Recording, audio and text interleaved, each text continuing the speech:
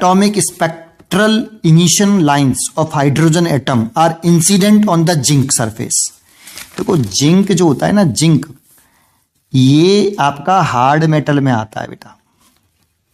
पहली बात, alkali metal नहीं है ये। एक एल्कली मेटल्स होते हैं सीजियम है ना, सोडियम ये वगैरह, वो सॉफ्ट मेटल होते हैं, उनका वर्क फंक्शन कम होता है, इनका वर्क फंक्शन ज्यादा होता है। The lines which can emit photo electron the surface of the इतना, तो कौन सा स्पेक्ट्रल की लाइन, अब इसका मतलब क्या है स्पेक्ट्रल लाइन इमिशन। तो जानते हो जब कोई हाइड्रोजन एटम में आप लाइमन सीरीज पढ़ते हो, n बराबर 1, n बराबर 2, n बराबर 3, जैसे 1 में कूदता है, ये सब लाइमन वाली हैं बेटा। 1 में कूदे तो जो लाइमन जब ऊपर से जब नीचे कूदते हैं ना, तो वो एनर्जी रेडिएट करते हैं in the form of electromagnetic wave, और वो एनर्जी रेडिएट कर रहे हैं in the form of electromagnetic wave. वो इलेक्ट्रोमैग्नेटिक वेव कौन सी होती है?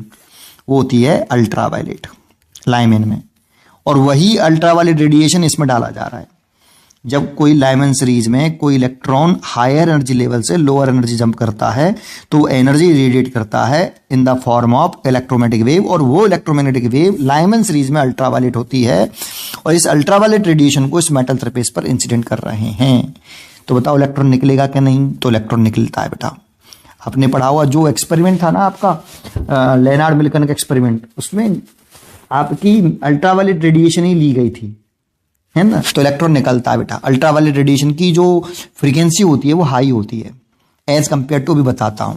चलो बाल्मर की अगर बात कर ले तो बाल्मर में 2 में कूदते हैं बेटा सारे पार्टिकल आपके इलेक्ट्रॉन्स, है ना, और इसमें विजुअल रेडिएशन निकलता है।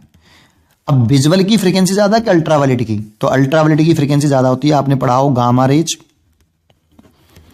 एक्स रेज, फिर आता है अल्ट्रावायलेट, फिर आता है विजुअल। ये तो पहले तो फोटो इलेक्ट्रिक इमिशन के लिए कौन सी लाइट ज्यादा सुटेबल है, जिसकी फ्रीक्वेंसी कम या जिसकी फ्रीक्वेंसी ज्यादा? तो फ्रीक्वेंसी ज्यादा, जितनी ज्यादा फ्रीक्वेंसी उतना ज्यादा सुटेबल होती है। आपने लॉ पढ़े होंगे, इंसिडेंट लाइट फ्रीक्वेंसी अगर थ्रेशोल्ड फ्रीक्वेंसी से ज्यादा हो तो इलेक्ट्रॉन निकल जाते हैं, और incident light frequency threshold frequency से कम हो तो इलेक्ट्रॉन नहीं निकलते हैं। ये पढ़ा हुआ आपने। तो फ्रीक्वेंसी तो ऐसे बढ़ रही है ना बेटा, इंक्रीज ऐसे हो रही है। तो अल्ट्रावायलेट की ज्यादा है कि विजुअल की? तो अल्ट्रावायलेट की ज्यादा है, तो इलेक्ट्रॉन तो अल्ट्रावायलेट पे निकलेंगे, है ना। बाल्मर सीरीज में विजुअल में आता है, तो विजुअल पे नहीं निकलेंगे, क्योंकि जिंक विजुअल जो रीजन जो विजुअल होती है ना, वो केवल एल्कली मेटल पर रेस्पॉन्ड करती है। दैट मीन्स एल्कली मेटल से इलेक्ट्रॉन निकाल सकती है जो सॉफ्ट मेटल होते हैं। अल्ट्रावायलेट रेडिएशन हार्ड मेटल से रेस्पॉन्ड करती है। और अगर आपकी पास्चन सीरीज में चले जाओगे, लाइमन, बाल्मर, पास्चन, वो थर्ड में कूदते हैं।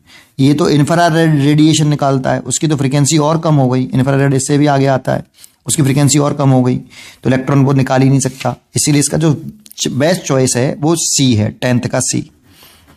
आप थोड़ा सा पढ़ना, जितने भी हार्ड मेटल है उन पे अल्ट्रावायलेट रेडिएशन डाली थी, एक्सपेरिमेंट में भी डाली गई थी, इसीलिए आपका इसका 10th का सी होना चाहिए।